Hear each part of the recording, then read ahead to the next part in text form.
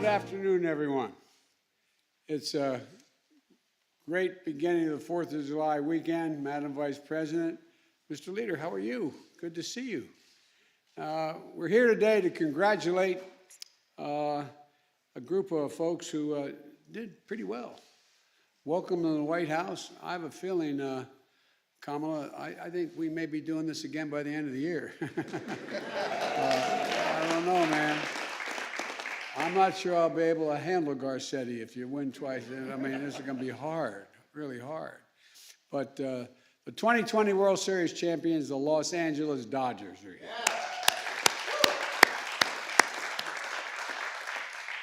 here. We're honored and thrilled they're here, and that goes for the Vice President, too. She's from California, you probably heard. I'm not going to mention which end of the state she's from right now and who she roots for, but is Doug here? I know he was. I thought he may. I tell you what, well, we have, when you talk about mixed families, I got a mixed family and she's got a mixed family based on baseball and sports. I'm not going to mention that team in Northern California, in the San Francisco area. And I'm not going to mention that team in Philadelphia. My wife is a Philly girl from her belt buckle to her shoe soles. And if I root for anybody but the Phillies, I'll be sleeping in the Lincoln bedroom alone. But it's, sometimes, well, no, never. Right. But the Dodgers are a lot more than a baseball club. They really are. They're a pillar of American culture and American progress, and that's for real. The team that brought us the voice of Vin Scully and Sandy Koufax and Fernando Valenzuela, and I was talking with staff, and they said, I want to teach you how to pronounce that name. I said, I watched them pitch. But I'm only 37. But I wish, anyway, above all else, the heart of Jackie Robinson. Now you're building a new dynasty for a new generation. And I've often said that it's never a good idea to bet against the American people. I tell that to every world leader I encounter. Well, now we know it's never a good idea to bet against Mookie. And Mookie was a hell of a ball player, and a guy who used to love Mookie is my chief strategist, Mike Donlin. But he doesn't want to talk to Mookie anymore. Mookie left Boston. And this is a Boston fan. So, I mean, there's nothing like dividing staffs based on baseball. But, folks, it's not a good idea to bet against Clayton either, or Cody. This is a world championship organization because they've got a team full of guys who stepped up when they were called upon, just stepped up. And it takes a team to finish with the best record in baseball to knock out the Brewers, the Padres, the Braves, the Rays, and win it all. And the Dodgers just didn't win. You finished with the highest winning percentage of any team since 1954. Think about that, the winningest ball club since 1954. It takes a team to persevere through one of the most challenging seasons, one of the most challenging years in our nation's history. In the pandemic, when it struck, it upended just about everything, every part of American life. Families were grieving for loved ones lost, the economy collapsed, and the pain and fear in the nation were immeasurable. And when the season began, it was easy to feel like they had bigger things to worry about than just sports. And of course we did, and we still do, but I think what we discovered is that we need sports more than we ever realized. We see it now as fans return to ballparks and arenas all across the country, cheering on their favorite players and teams, sharing that sense of community and pride. It's a uniting feature, as I said to you guys in the other room. And when we go through a crisis, very often, sports brings us together to heal, to help us feel like things are going to be okay. They're going to get better. For a few hours each day, feeling and sensing and experiencing something familiar, something normal, something that's fun in the middle of the chaos, and believing that we're going to get back to all that we're missing and we're going to get back to it someday soon. So today, we celebrate your incredible achievement. We celebrate the great work you do on and off the field, in the community, and on childhood literacy, preventing bullying, and so much more.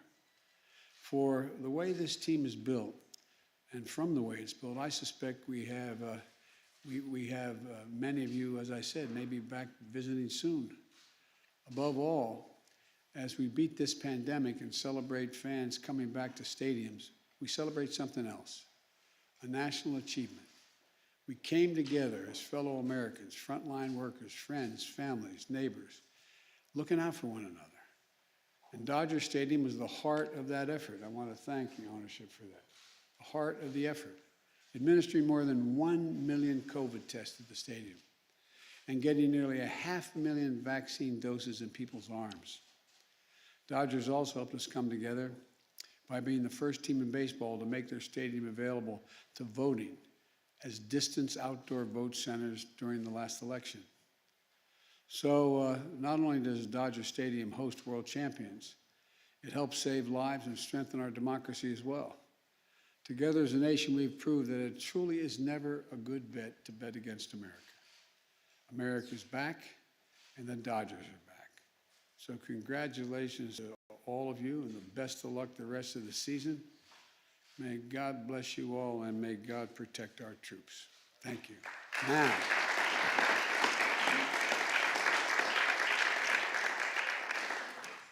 Now let's bring up a 3-time Cy Young Award winner, Clayton Kershaw, to say a few words and maybe throw a few curveballs. Okay? Come on up, man.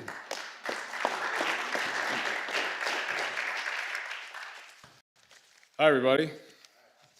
First time to speak at the White House, so sorry if I'm a little nervous. But Mr. President, thank you for having us. It's an honor to be here and get to celebrate our World Series victory here at the White House. Last season was a special one for us, but it was also a challenging one for our country, and our hope was that we were able to provide just a little bit of joy and comfort and relief to our fans that were going through some tough times. This season, it's been incredible to have fans back in the ballpark. We miss their energy and their passion for the game, and it means so much to us that people are coming back to the ballpark and things around the country are going back to normal. Hopefully, like you said, we can come visit again next year.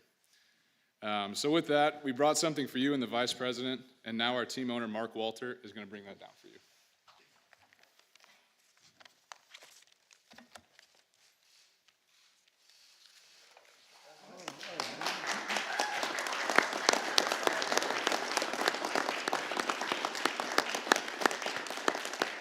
I want to show you I'm a man of courage.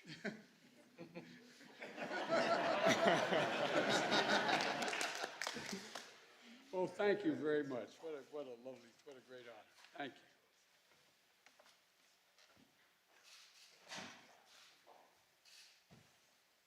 I think Doc's going to come up now and present to the Madam Vice President.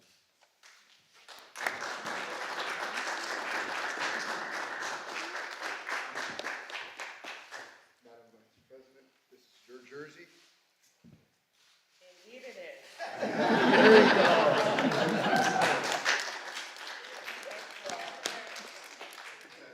Thanks, Dad. That blue looks very good on you. There we go. All right. Okay. Thank you. Thank you.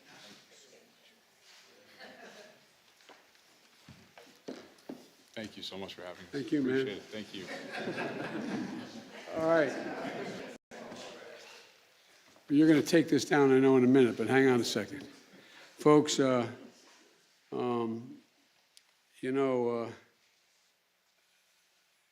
think even the Americans who aren't baseball fans, there's an awful lot of baseball metaphors, an awful lot of it creeps into every part of our language and our culture. And it has been one of the great equalizers. Come on up here, Madam Vice President. What the Vice President and I spent a lot of time working on making sure we do is deal with the equity in the United States. Making sure that we change the dynamic in a fundamental way that, you know, we're the only nation in the world organized based on an idea. Every other nation is based on a notion of culture or geography or religion. We're the only one based on an idea, not a joke. And the idea is we hold these truths to be self-evident, that all men and women are created equal, endowed by their Creator. That's who we are. And we decided this is a time to push that forward. Look what baseball has done. Look what baseball has done. Look at the makeup of this ball club. The makeup of the ball clubs all across the league. I really mean it. It's gigantic. Look at who's managing this club. You know, I mean, so it matters. And you send a message that is profound. Now, I'm going to mention one ball player that the Vice President heard me mention before, that even I'm not old enough to have watched him play, but Satchel Paige. And Satchel Paige, as any pitcher out here can tell you, the older you get, the harder to keep that arm going, right? Well, he didn't get to the majors until he was 45 years old. On his 47th birthday, I know you all know this, he pitched a win against Chicago. And all the press went into his room and in the locker room and said, Satch, it's amazing. 47 years old, and you pitched a win. How do you feel about being 47, Satch? He said, boys, that's not how I look at age. I had the staff look this up. This is what he did say. It's not how I look at age. It's how do you look at it, Satch? I look at it this way. He said, how old would you be if you didn't know how old you were? I am 51 years old. You guys are 19. Anyway, I think I know you don't underestimate anymore. You saw what happened in other professional leagues and the way you and all the leagues responded to the crisis we face. So thank you, thank you, thank you, thank you. And I just want you to know that we have a congressional baseball game every year. In the very beginning, I used to be a center fielder. And my Walter Mitty dream, anyway, it's a long story. But, my kids only remember two things that ever happened to me in my career, my boys. And they've met kings and queens, they've gone to other countries. But I played in the second congressional baseball game at the old stadium, the old Washington Stadium. And I hit one off the right center field wall, bounced off the wall. I think it's 368, or I don't know what it is exactly now, but off the wall. And I'm rounding, anyway, to make a long story short, my kids remember that, all the rest. And guess what? Only thing I remember too. Yeah, I thought, what could have been? It could have been. Anyway, and I'm with Cedric Richmond, who's a congressman, a hell of an athlete, pitched in college, and we're both hoping that somehow he would do it based on merit. I'm hoping that because I got elected president, I may do it on influence to be inducted into the Congressional Baseball Hall of Fame. You all think I'm kidding, don't you? No. Anyway, so thank you, and I just want you to know it really means a lot to us that you're here. It means a lot that, and the kind of hope you give the American people. Don't underestimate it, guys. Don't underestimate it. What are we doing now, boss? We're taking this down. We're going to take some pictures? Yes, sir. You want me doing it again?